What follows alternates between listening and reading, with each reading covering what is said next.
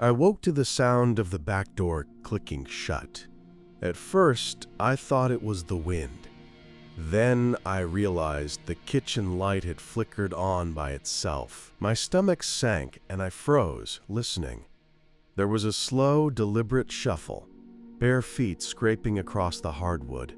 Someone or something was inside my house.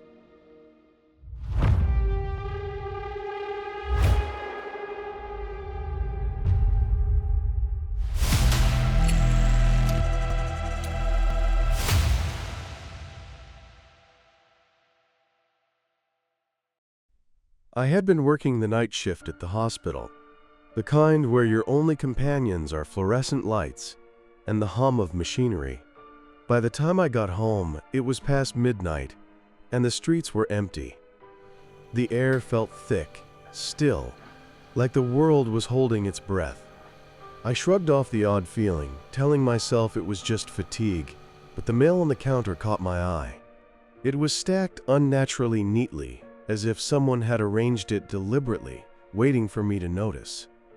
The first sound came from the basement. Not a bump or a creak, but a dragging noise. Something heavy being pulled slowly across concrete. I hesitated at the top of the stairs, hand hovering over the light switch. The smell hit me then, metallic, sharp, the unmistakable tang of blood.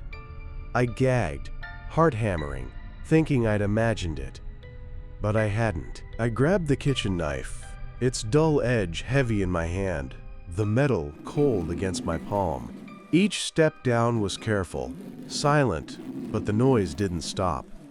The dragging grew louder, then paused. A whisper of breathing, shallow and uneven, came from the darkness. I froze. That's when I felt it. Eyes on the back of my neck, cold and heavy, like gravity had shifted in the room. The basement door creaked open under its own weight. I stepped back, knife raised, scanning the shadows. Nothing, just darkness, thick and oppressive. Then came a sound behind me, a slow, deliberate tap, tap, tap on the fridge door. My pulse surged, every instinct screaming to run. I turned, and the kitchen was empty. The light flickered off, leaving me in total darkness. My ears picked out the faintest shuffle toward the stairs. I ran, not careful tiptoeing, but full on, arms flailing, heart slamming against my ribs. Behind me, the dragging followed, heavy, relentless. It seemed to grow closer, like it knew exactly where I was. I made it to the front door, flung it open, and didn't stop running until the streetlights were far behind me. The night swallowed me whole, and I didn't look back. When the police arrived, they found nothing. No footprints, no signs of forced entry, no blood, nothing to explain the metallic smell or the dragging noise. My neighbors claimed they hadn't heard a thing, but I know what I felt. I know what I saw, or thought I saw, and I know that if I'd stayed another second, I wouldn't be telling this story. Days passed. The memory of that night gnawed at me. I told myself it was an overactive imagination, maybe sleep deprivation from long shifts. But small things began to happen. Doors I was certain I'd locked were ajar. Lights flickered without explanation. And sometimes, in the stillness of the night, I could hear it. That dragging. Faint at first, then unmistakably close, circling the basement and kitchen. One evening I tried to go back down, knife in hand, determined to find the source. I opened the basement door, the hinges whining like a whisper, and the smell hit me again. Metallic, sharp. My stomach turned, bile rising. The floor was empty, except for a trail of small, wet footprints leading from one corner to the far wall. I followed them with my eyes, frozen, and then I noticed the basement window. It was open, though I was sure I'd closed it. Outside, nothing moved. No one, no sound, just the shadows of the night. Sleep became impossible.